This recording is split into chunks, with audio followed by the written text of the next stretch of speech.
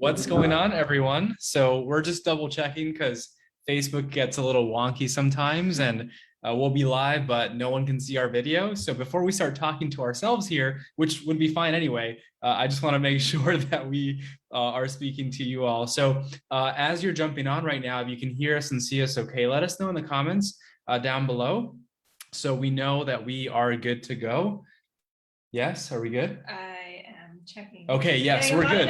All right, we're good now. We are good. Awesome. Well, welcome everyone to the Online Business Growth Secrets for Dietitians and Nutritionists Facebook community every single Monday at 7 p.m. Eastern, except for next week, because we're going to have another special guest coming in to talk about all things legal. Next week, we'll have a training Wednesday at 6 p.m. Eastern, but typically Mondays at 7 o'clock, we are here with you every single week. So again, we have a very special guest today.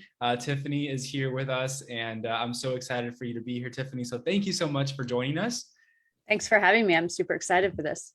Absolutely, absolutely. So, you know, we really wanted to bring you in, Tiffany, because you have helped a lot of our personal clients already on their business journey. And, you know, one of the things that holds so many of us back, whether we know it or not, is our mindset and the beliefs that we have. And, you know, you've helped me with the trainings that you've hosted for our clients, and then some other coaching programs that we're in together. And I was like, we got to bring her into to our main Facebook group for all the people in here, because I know many of you are also dealing with fears, whether, you know, it's fear of failure, fear of success, imposter syndrome, overwhelm, all these things that are constantly running through our mind that can really hold us back from achieving and attaining our true potential and all the things that we desire. So really, you know, for those of you that are watching live right now, say hello. Say hello, let us know that you are live. If you're watching on the replay, comment replay so we know that you watch this. But I would love to know from everyone that's on here tuning in, what are some of the things that you struggle with? What are some of the fears and insecurities that come up for you when it comes to starting your practice, or, you know, or growing it? So as you're jumping on here, please go ahead and comment. So who do we have on? Wow, we have a ton of people on right now. Let's see, we got Janet, Joel, Sherelle, Sarah, Jennifer, Megan. Hey Megan, you made it. Julia, Amy, Jennifer. Wow, okay, tons of people on tonight. This is awesome. Beautiful. Well, Tiffany, I would introduce you, but I think you know you better than I know you. So so if you don't mind just sharing with everyone in the group, telling them a little bit more about you and your background. Yeah, absolutely. And I do have the Facebook live stream up on my phone as well. So if anybody has any questions as we go tonight, pop them in the chat. If you happen to watch the replay, I'm in the group so I can come back and answer them later, but I want to make sure that we get everybody's questions as well. So I am Tiffany Toombs. I'm trained in NLP and hypnosis, which is really just a fancy way of saying that I show people high performance mindset strategies to help them go to the next level, whatever that is. So I've worked with people who are just starting a business, get to that 6-figure mark for the first time in a year.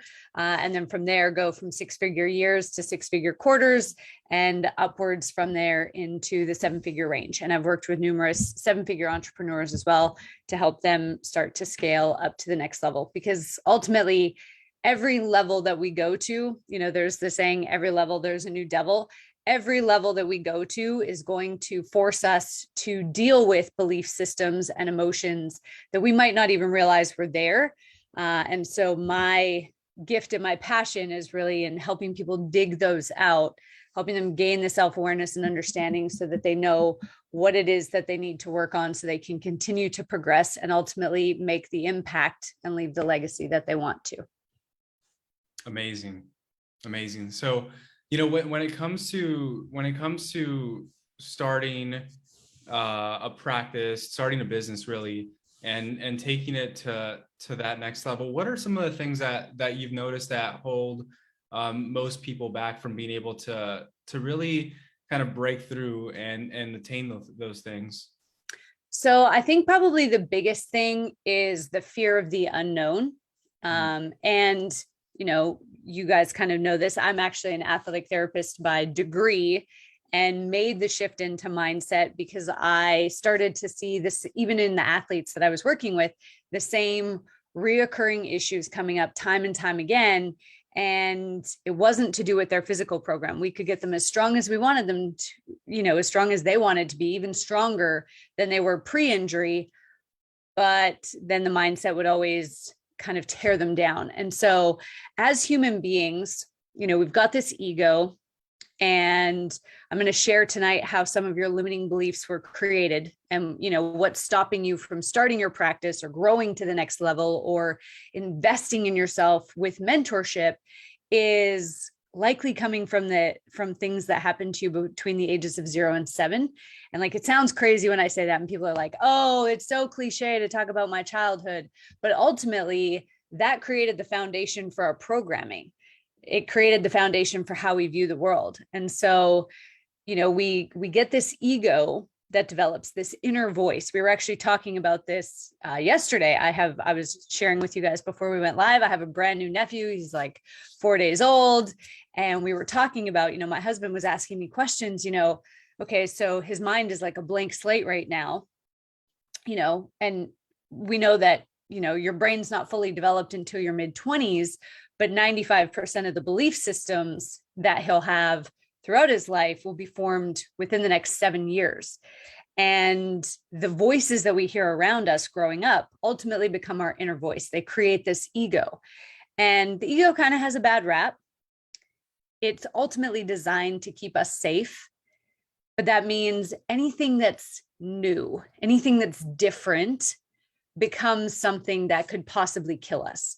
And so when we start thinking about oh, I might start my online business, or I'm going to start posting more on social media and see if I can get more clients from there. I'm going to start making more money than we had as when I was a child. All of these things, then the ego goes, whoa, wait a minute. They're trying to kill me. Let's pump the brakes and, throw the emergency brake and stop right here. Because the amygdala, the fear center of the brain, doesn't just respond to real threats. It doesn't just respond to the bear running at you. It also responds to perceived threats and anything that is different than our routine. We call it the comfort zone, but it's really the familiar zone. Anything that's outside of that zone of familiarity of what we're used to then becomes something that could potentially harm us or kill us. And so we become afraid of it. So I would say fear, typically of the unknown, and we dress it up in other ways: fear of success, fear of failure. If I all of a sudden get 50 clients signing up with me tomorrow, how will I possibly handle that? Still the fear of unknown. I haven't done that before. I haven't created those systems. If I start making all of this money and my family has, limiting beliefs about money, this is actually one I see a lot. People hold themselves back because they're afraid of what family will think. If they start making more money, or they become all about the money or all about the business, right? Are people going to judge me? What happens if I fail? Will people point and laugh at me? All of these things ultimately lead back to I'm not safe. And so fear tends to be the thing that kind of perpetuates this cycle of not taking action or holding ourselves back. Yeah, that makes a lot of sense. And I see a few people here that are commenting. So Megan, I struggle with thinking I have no idea what I'm doing. Sarah, fear of the unknown, bingo. Let's see, Janet, I struggle with my mindset and getting down on myself when things are not progressing as I think I should, or when I get mentally stuck. Megan says, I think my amygdala is on all the time. Fear is the worst. Yeah, so it's actually interesting. So the amygdala is it's an almond-shaped gland back kind of near our brainstem.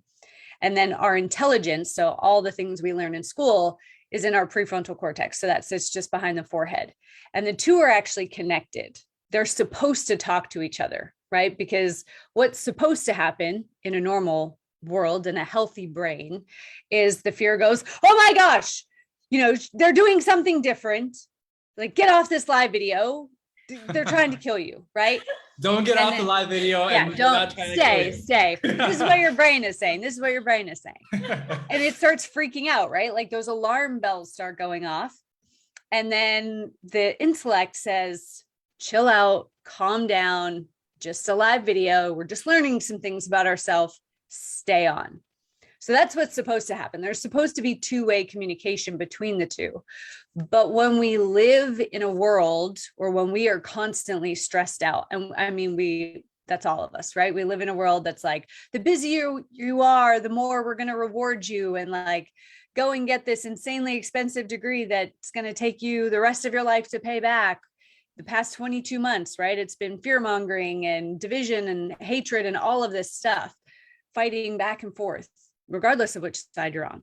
And so when we're constantly stressed out, it starts to break down the connection between the amygdala and the prefrontal cortex. So now they're no longer talking, which means the amygdala hijacks us. It takes over and it says, okay, I'm running the show now. I need to keep us safe, but it's responding to perceived threats as well. So it's literally like sending your toddler into a candy store unsupervised. Like, literally no good can come from your fear programming running the show the whole time.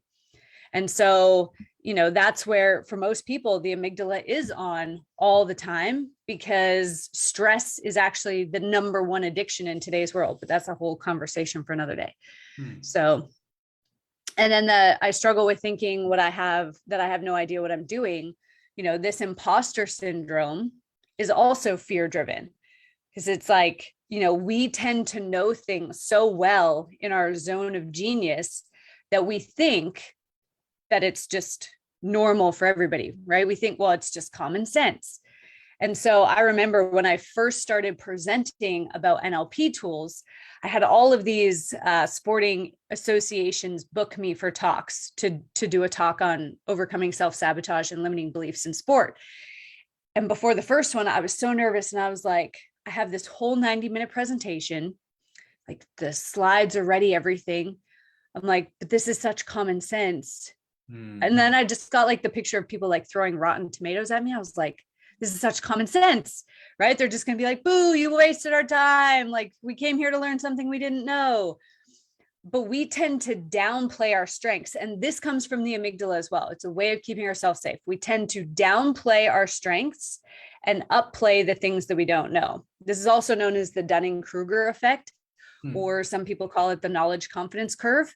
The more knowledge we have, you would think that you become more confident, but you actually become less confident, because then you start to realize like just how much other stuff there is out there for you to learn. Right. And so this is really where imposter syndrome comes from, is us downplaying the importance of what we do know, all of the things we do know, the successes that we have had, no matter how big or small. It's crazy in business.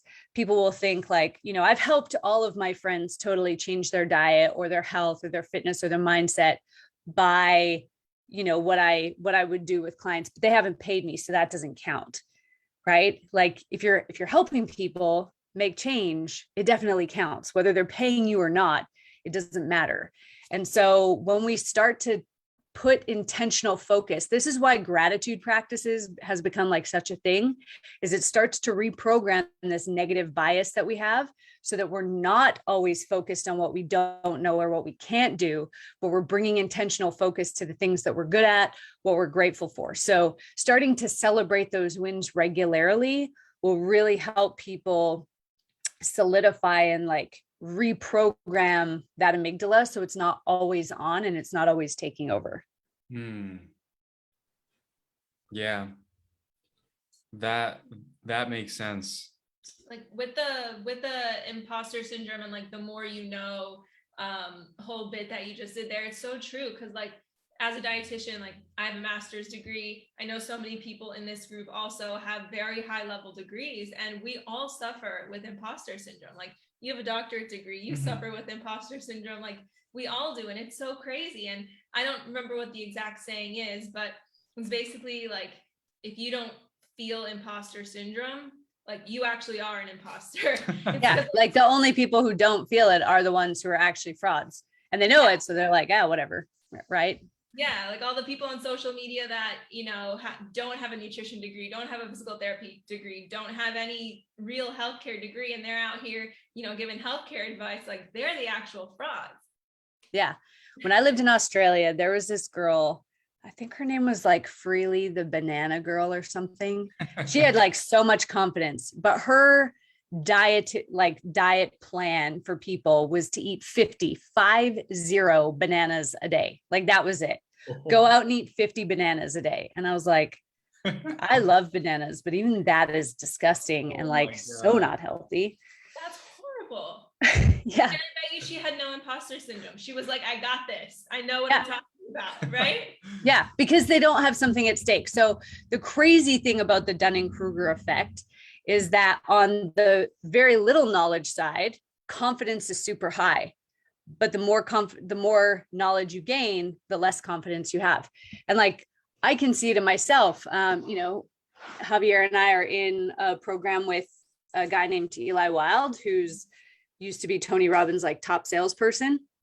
When I first joined when he first asked me to come and speak to his group about like, NLP and hypnotic language patterns, I'm like, you used to work for Tony Robbins. Like, how can I hold my own in this conversation? But there's been times where I'm like, hey, you didn't know this, right? But so we tend to think that what we know is common sense for everybody, but even people who are in similar industries as us, it might not be. Yeah. Wow, So that's so true. Give yourself some credit around what you know and what you have done and the people that you have helped, even if it has been for free. Yeah. And I think that's so true and so common where, everyone here, most people who are starting their business, they've been in practice for, at least a few months or a year, working for someone else, seeing patients on the side. And it's so easy for us to think that it's different. It's like, no, you've helped people before. Like you can help them working for someone else and you can help them working for yourself. So like what are those other things that come up for people? And a lot of it is now that they have to ask for money directly. Whereas before other people were getting paid, right? They were getting paid, after that money went through multiple different bank accounts and hands. But I think that's also a piece of it. It's like now I have the responsibility because I'm the one getting paid. And I think that imposter syndrome, starts to creep even more. So I think it's very interesting how that happens. And I think when you're doing something you're really passionate about, I know it was like this for me, both when I was doing athletic therapy and now within the mindset space, is, when we're so passionate about what we do and we genuinely just want to help people, there can sometimes be like this guilt around charging for it, especially when it's second nature to us, right? When it's like, well, this is so common sense to me. I just want to give this to everybody. So a couple things to remember in terms of mindset shifts around the asking for money is, firstly, you can't serve from an empty cup. Like, when you're making money is really just a tool for you to go out and help other people. And so, when you're making enough that your bills are covered and you're looked after and you can do your self-care and all of those things, then, if you want to set up a charity or you want to give back your time by talking at schools or whatever, do that. But you have to make sure that you're looked after first. And if you can't pay your bills and if you're stressed out or you're not eating properly and you're not practicing what you preach, you're not going to be able to help anybody else out. So that's mindset shift number one. It's a little bit of a tongue twister today. Number two is that people who pay attention. And so when people have skin in the game, they're more likely to take action, right? Everything that I teach, everything that you guys teach is somewhere on the internet for free. Somebody somewhere has put it out there for free. I've lost count of the number of times people have come to me and they're like, oh yeah, I've studied NLP. And then I'll take them through a technique and they're like, I never learned that technique. And I'm like, where'd you learn NLP? Like, this is NLP 101. And they're like, oh, I just like read a book. And I'm like, so, you haven't really, or you haven't fully understood and integrated the concepts because you haven't paid for that. So if you think about it this way, and this is going to be different for everybody, let's say you're charging $97 for a program, right? Let's say this live video, you had to pay $97 to be here. As soon as you got $97 worth of value, you would stop paying attention. And so this is also where high ticket programs are more likely to get people results because they're more invested. They're going to keep showing up.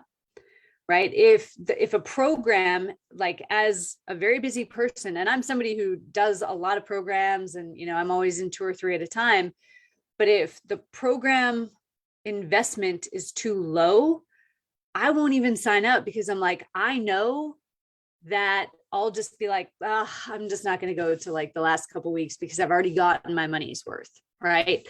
Or I'll just get busy and life will take over. But the programs that I pay, $30,000 for, $50,000 for, you can bet that I'm going to show up for each and every one of those. And so even helping your potential clients see that they're the best investment they can make in themselves. I tell people this all the time.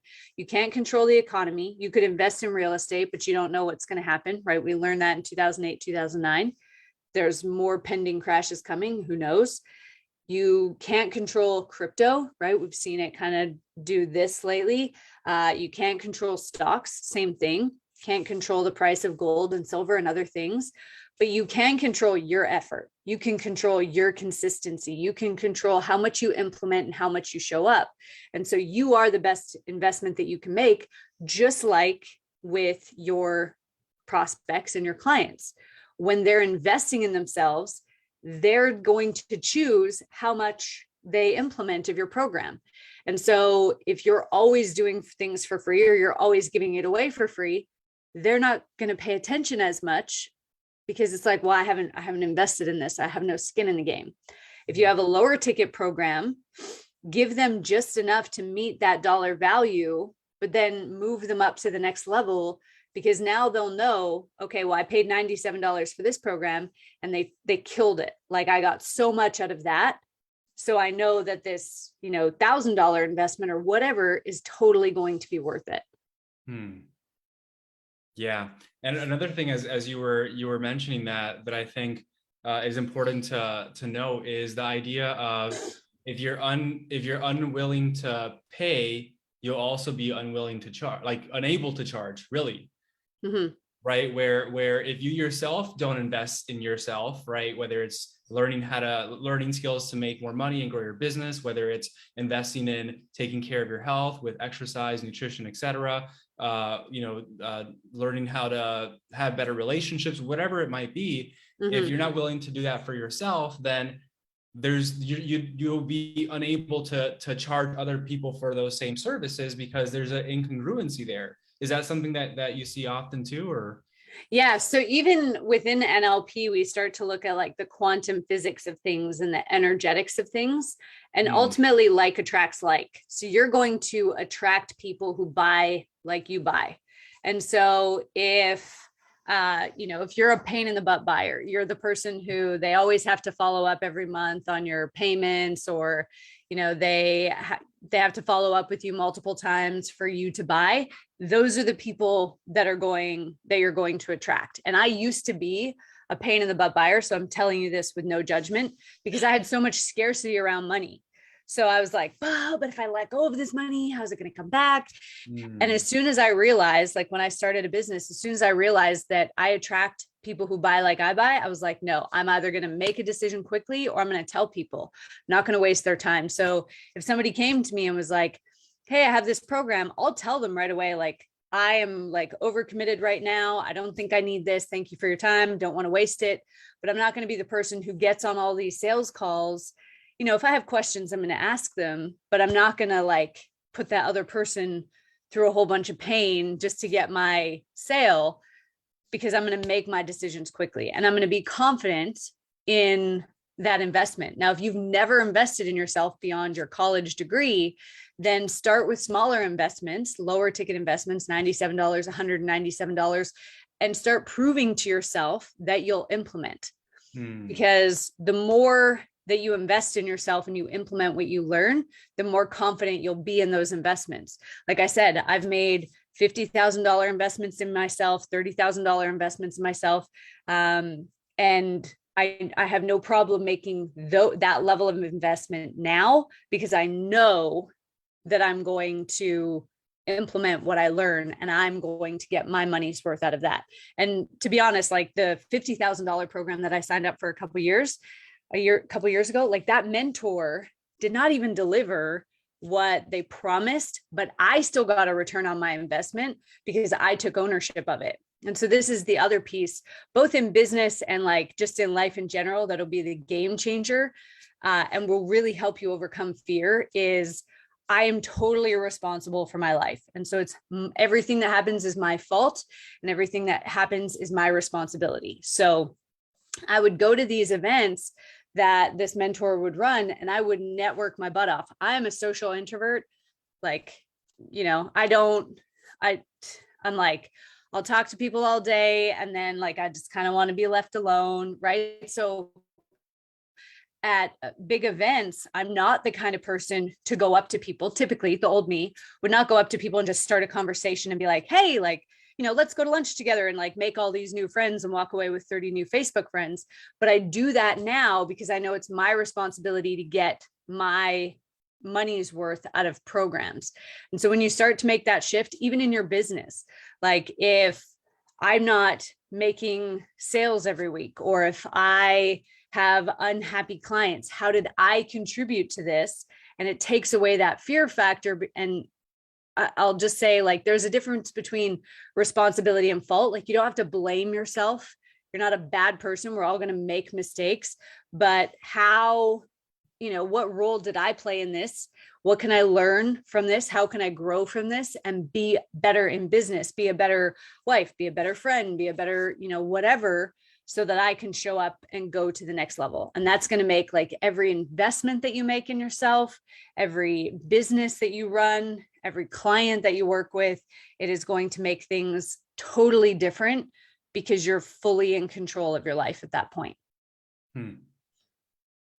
I love that. Extreme ownership. That's I think that's so key, because it's so easy to fall into the trap of having that victim mentality. And that's something that it's really hard to escape. And then everything that happens, in your life, you think it's happening to you instead of for you. And it's two completely different ways of looking at it, and two different, very, actions that you end up taking, and completely different results. One, for the better, and one not so much. So that's big. Yeah. And honestly, like, it's what separates the people who get that 1% success from the people who don't. And unfortunately, where society's at today with cancel culture, and a lot of this is unhealed trauma. There's definitely, like, what we've been going through over the past 22 months is unhealed trauma coming to the surface, coming from the darkness into the light for us to become aware of and to heal. But cancel culture has made it that, rather than us taking ownership and saying, what do I need to change? How do I need to set better boundaries? What can I learn from this? It's, well, I'm just going to cancel the other person and blame them, and then I don't actually change. And so it's a little bit of a dangerous precedence to expect everybody else to walk on eggshells around our triggers, instead of us, diving in and saying, why do I keep getting triggered by this? And in NLP, there's a concept called perception is projection. And what this means is that everybody that we meet, and, what I see in you guys is a direct reflection of what's in me. And this works for good and bad. So if I'm like, you guys are super awesome, which you are, I can see that in you guys because some of it exists in me. Right. And so the people watching this, if they're like, I want your guys' level of success, well, they can see that success because it exists in them. Now, maybe at this point in time, it's like a mustard seed size of success, but it still exists within them. Same is true for our triggers. And there's 4 ways that we can learn about this from our triggers. Is when somebody does or says something that triggers us, it's either direct. So the behavior or the comments that are triggering us is what we're doing to somebody else. Let's say I have an office job. I go into the office and I have an employee or a colleague that lashes out at me, but then I go home and I lash out at my kids or I lash out at my husband. That's direct. So what's triggering me is what I'm doing to somebody else.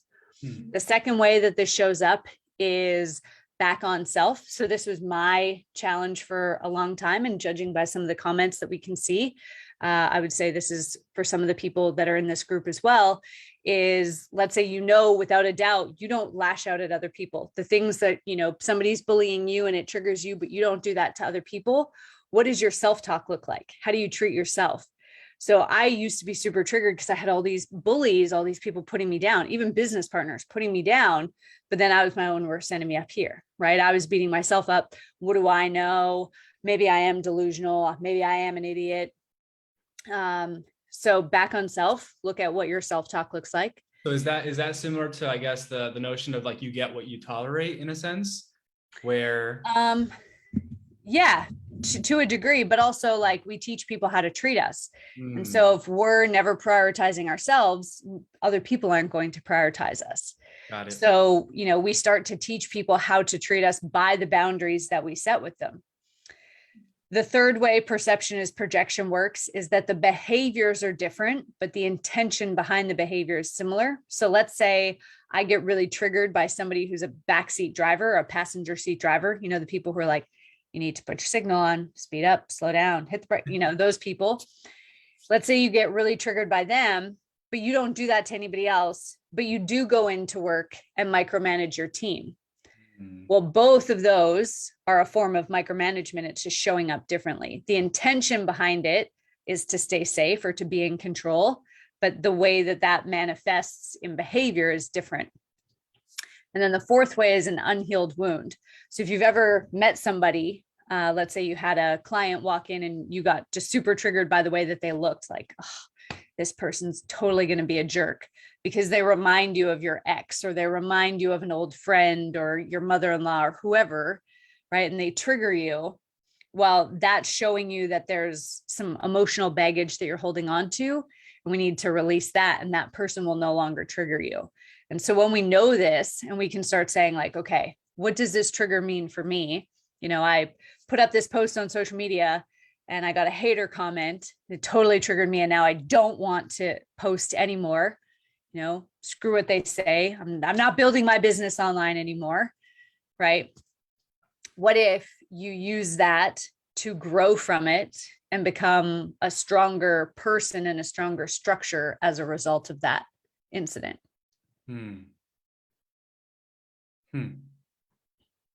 So, yeah, that's good. That's good. And when it comes, let me actually see what we have in the comments right now. See if and by the way, if anyone has any questions, we can always get to your questions at the end. I know, Tiffany, you had something that you wanted to show us in regards to into really stepping into and taking the leap. So let me see. I see a question from Megan. Generally, how long does it take to rewire your brain and start seeing results if you were to start a gratitude journal? So this kind of depends. The answer is like really like how long is a piece of string? It depends on how much stuff you're carrying, and I'll show you how the body kind of holds on to this so you can kind of get a sense. Where most people go wrong with gratitude journals is it becomes another stressor, another thing on their to-do list that they have to do, and they don't actually feel the gratitude. Right? So they're like, and I did this, so this is how I know. Most of the things that I teach are from my own personal mess ups. But, I was every day, I was texting a friend. We would text each other 5 things we were grateful for every day. And my head would like hit the pillow and I'd be like, I didn't do my gratitude. It's like, get up and I grab my phone and like, there, it's done. Right. And this is what starts to happen for people. Like they start out all like good to start, but then over time it's like, I have to do my gratitude. So what's actually more important is the consistency with which you're feeling that high level emotion of gratitude over stress. So if doing the gratitude journal every day is going to stress you out, or if doing it every day before bed is going to stress you out, then set alarms to go off in your phone throughout the day and just check in with yourself. Like, what can I be really grateful for this moment? And even if you just take like 60 seconds, 1 minute to just like soak in that feeling of gratitude and then carry on your day, that's going to be more effective than like forcing yourself to write it down. So that would be the biggest thing I would say with gratitude. So just to show you like how your body holds on to this. So the body only stores unresolved negative emotions.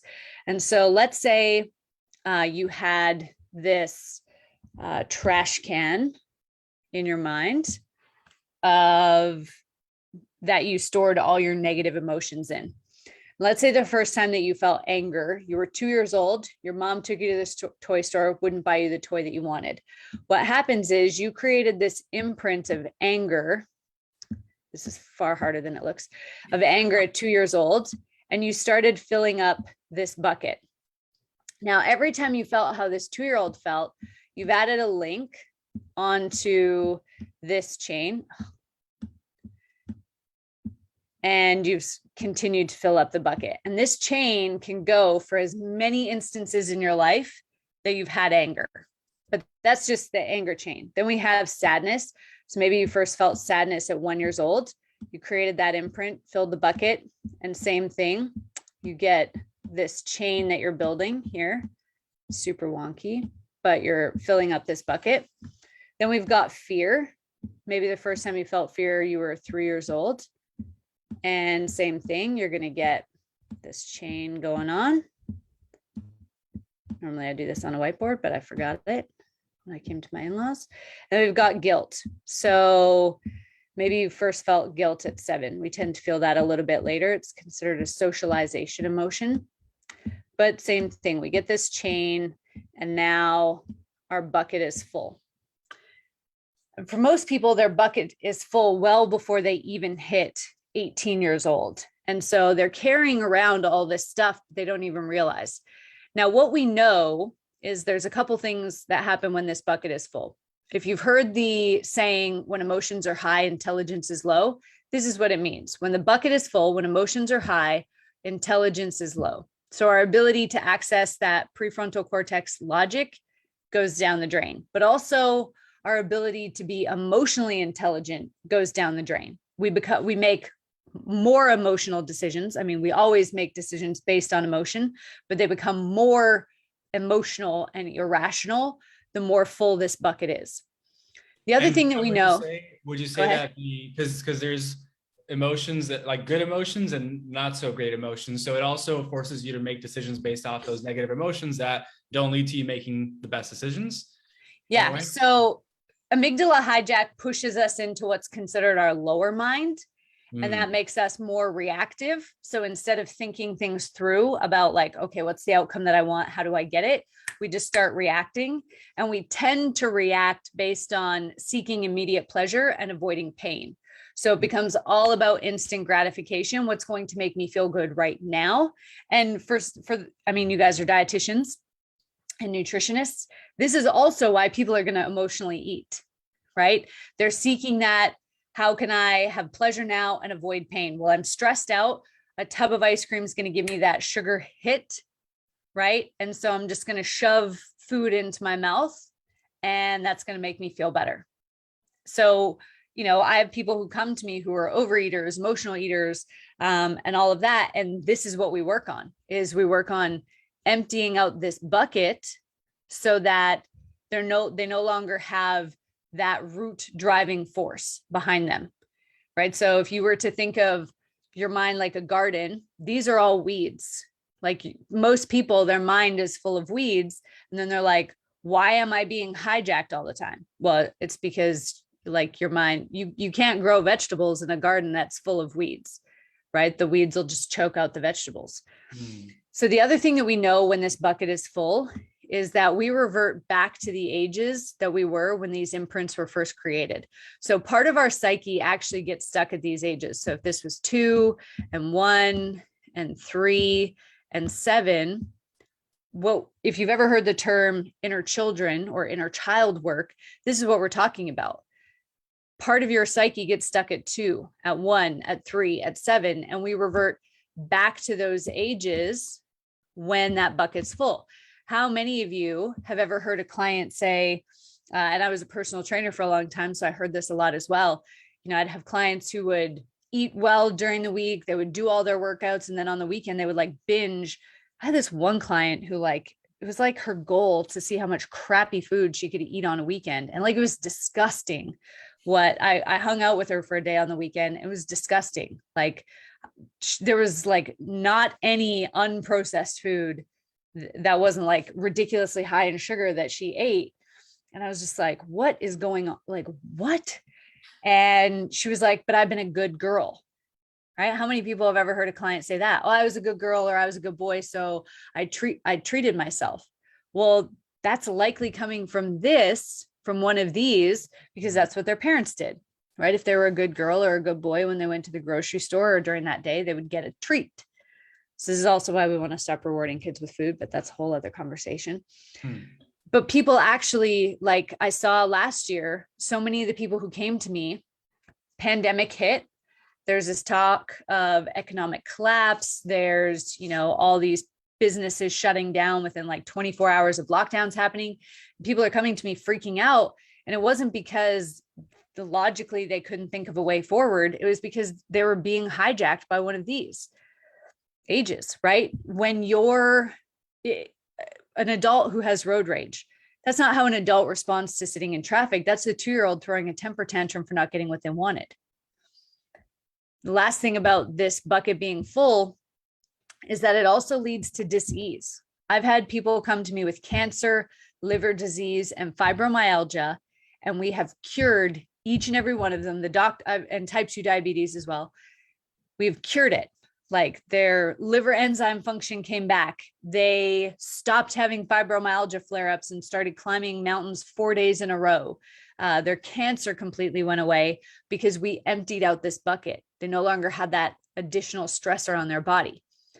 So these horizontal pillars or these horizontal columns become, they're the emotional events that we experience, but then we have these vertical pillars, and these are all related to a person. This one might be mom. Your mom could be amazing, and at some point she's made you angry, sad, fearful, and guilty. This one could be dad. One could be siblings, bosses, teachers, friends, playground bullies, exes. But we end up with this matrix of emotion. And then those limiting beliefs that you have, people were mentioning, I don't know how to change color on here, but people were mentioning, the imposter syndrome and the fear and all of that. Those get trapped in here. Those limiting beliefs that you've created throughout your life are a result of the emotional events and the people who have had a negative influence on you at some point. It's a culmination of those things. And so to truly get rid of these limiting beliefs, and I'm going to give you some questions and things that you can do with fear tonight as well to help bring it to the surface. But to truly get rid of this, we have to take down this old scaffolding. So in terms of like, how long will it take to, rewire the mind using gratitude? It depends on how much baggage you're storing, how much of that, how full that garbage can is. Yeah. So start now.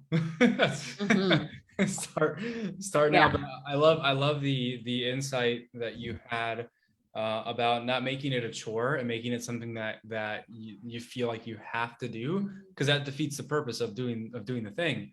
And it's so interesting because I am getting more into meditation, and sometimes I feel like I'm just doing it just to go through the motion and say I meditated today, but not really embracing what it actually means and what I'm going through it in that process. And there have been days where it's great, some days where my head's not in it, but that really hit home, and just how I can be a bit more intentional and mindful of why I'm doing the thing that I'm doing, me personally. And I'm sure it's super helpful for everyone else as well. Yeah, like even with meditation, it would be better to do a 5-minute meditation, but be totally present and mindful and there, than to do an hour-long meditation just to say that you did it. Yeah. So in the mindfulness world, it's interesting right now because just like all the vanity metrics of business, like, oh, I had 1,000 people like this post or whatever.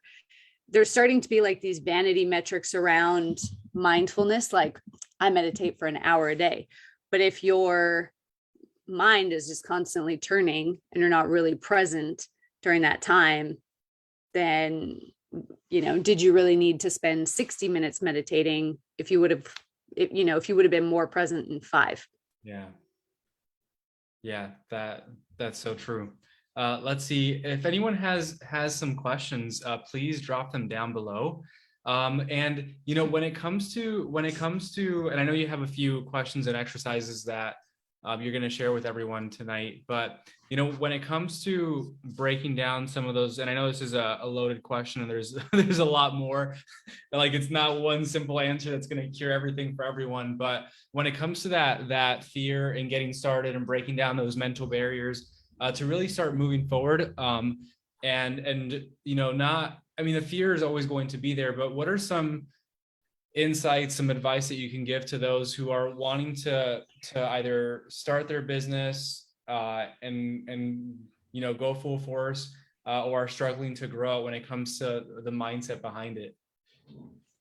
Yeah, so I think this is where the questions will come in really handy for people, is and this is adapted from a Tim Ferriss exercise that he talked about like way back in the day, but it's to create a what if I statement. So like, what if I started my online business? What if I invested with this mentor? What the thing that you're most afraid of doing right now, put that as your what if statement. And so when I was running other businesses in Australia. I moved back to Canada in 2017, was running other businesses in Australia and kind of coaching on the side. And at the time I had a belief system that I could not run a business alone. I had like 5 business partners at the time.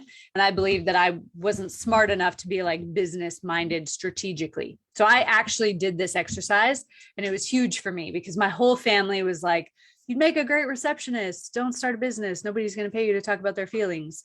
Tony Robbins, who's that? Is he the guy that was in that funny movie? And I was like, no, what? How, like what? So anyways, Shallow how?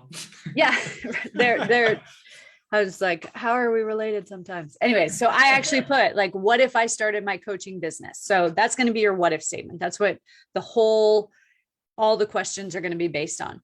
Then question number 1 is, what is the worst case scenario if I did this thing? And list as many as you can think of, because what tends to happen is we think fear of failure and we kind of blow like what's like a tiny little anthill into this huge mountain, but we don't actually think about like, we don't actually think through the fear. We just like feel it.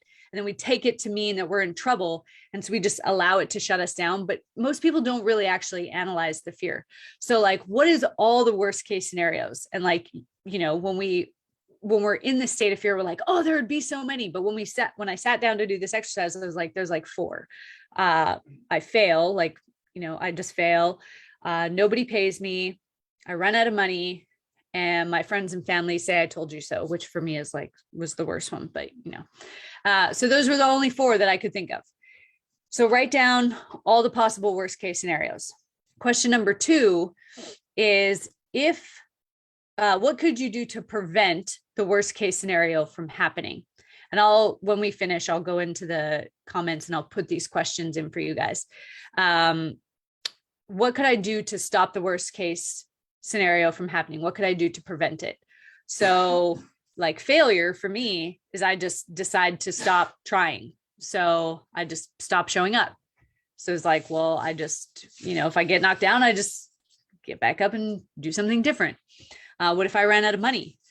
I could get a part-time job. And at that point in time, I was like, I will literally get a part-time job or even a full-time job at McDonald's. That's what I have to do to fund this business. Maybe not so good if you're a dietitian or nutritionist, but whatever. Whatever it takes. Maybe choose somewhere slightly healthier, like Subway. I could get a business somewhere else. I could ask to borrow money from people. I could look into small business loans or grants or things like that. I could, if nobody's paying me, well, I could hire coaches, mentors. I could study marketing on YouTube, all these things. Family telling you, I told you so. I think I was like, just don't tell them what's going on in my business. And then it doesn't matter, right? Then they can't say anything. Surround myself with people who will build me up rather than sharing what's going on with people who, are stuck in their own fear. So that's question number 2. What could I do to prevent? Number 3 is, if the worst case scenario happened, what could I do to repair it or fix it?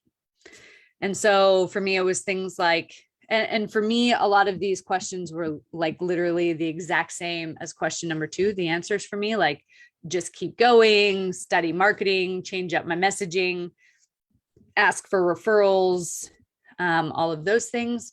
And then once you have all of those questions answered, go back to the worst case scenario and rate them on a scale of 1 to 10 for how bad they are. So 1 being like meh, and 10 being death, like actual death. This will kill me. And I don't think I rated any of them above a 5. And so this is where analyzing the fear becomes really helpful, because it's like, you blow this out of your mind. Like, what if I fail? What if I run out of money? And then when you sit down and look at, here's how I would prevent that, and here's how I would fix it if it did happen, all of a sudden it like totally deflates that mountain into like, oh, I totally got this. So that's kind of the first part. The second part, which I think is actually even more powerful, is then ask yourself, what would be the benefits of an attempt or a partial success? So what would be the possible things that I could stand to gain, even if I didn't have the crazy success that I wanted, right? And so it was things like, I learned how to become a better speaker, I become a better marketer, I learn about running business and managing money and all of these things. Then, and this is probably the most important question, this was the kicker for me, what's the cost of inaction? 3 months from now, 6 months from now, 1 year from now, you can go 5 years, 10 years, whatever you want. What's the cost of inaction? Physically, emotionally, mentally, financially, spiritually. And then rate the cost of inaction on a scale of 1 to 10. And for me, it was like, if I had to go and get a job and I was not working on my business on the side, if I didn't have that as a driving force, I don't actually think I would survive. Like, I literally, just the thought I could feel my soul dying. That was actually how I motivated myself when I would have those days of like, oh, I don't want to get out of bed and make a whole bunch of cold calls and send a whole bunch of emails today. Was like, I would get on Indeed.com or Seek or whatever it's called, and I would look at the job applications and I'd be like, oh no. And that would motivate me to go and take more action. So just by going through those questions, you start to see like the cost of inaction. And for those people who are asking like, advice for stepping into the unknown, this is it. Look at like, what's the cost of staying where you are versus the thing that you think you're afraid of, the thing that you think is like the worst case scenario. And I've given this to thousands of people over the last couple of years. Nobody has ever come back to me and said, you know what? The worst case scenario is totally worse than the cost of inaction. And so that starts to reframe it in your mind that this fear doesn't really, it's really not as big of a deal as I think it is. Wow. That is powerful. Thank you so much. That is amazing. And it's so interesting because one of the first things that comes to mind for me is, everyone in here is a healthcare professional. Right. And, I have mixed feelings about the educational system, but education in itself is amazing. And the fact is that we all have degrees and we all have this education, and we all have the opportunity to always, find another job if worst, comes to worst. So like, what is the worst case scenario? It's really not that bad. Yeah. And obviously that's one step. There's just so many, layers deeper that we can go, but that in itself, it's like, hey, take the risk. It's okay, right? Take the calculated risk and do everything you can to make it to the other side and do the things you have to do to be as successful as you can possibly be with what you have. But at the same time, understand that, hey, like, it's really not that bad. You're not going to die, right? Yeah.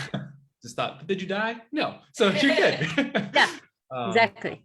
Yeah. And like, it really helps people as well see like, okay, so if this is what I have to do to prevent the worst case scenario, then those are the things I know I need to be doing in the beginning, right? So for me, it was, I need to study marketing. I need to find some coaches. I need to find a like-minded group of people to surround myself with that's going to help me continue to move forward and make me want to move forward, right? We are who we spend the most time with. So surround yourself with those people.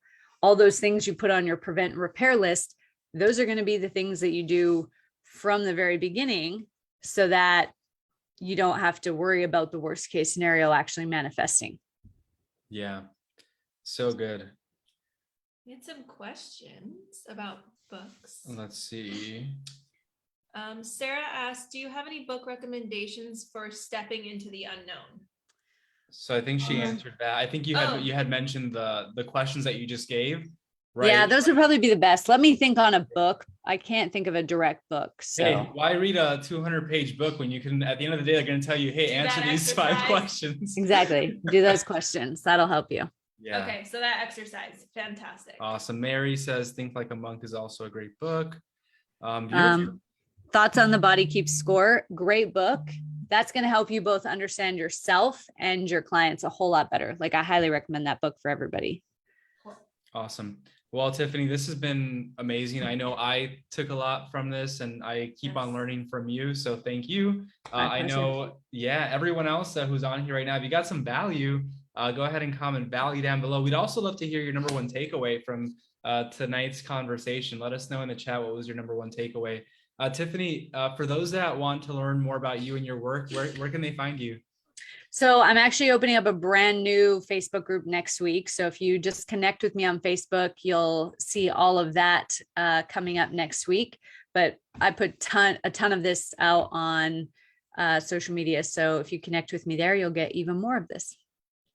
Awesome. Beautiful. So that's at Tiffany Toombs. You can see her name on the Zoom call. So, so awesome, Tiffany. Well, again, just thank you so much. Is there anything that we didn't ask or go over that you want to leave the people with? No, I think we went over all the points that I had said that I wanted to talk about tonight. But if anybody has any other questions, like I said, I'm in the group, so I'll check back and see what other questions come up for people. Awesome. All righty. Well, thank you, Tiffany, so much. Pleasure. And for everyone, thank you so much for joining us tonight. It was an amazing training, and we will see you next week.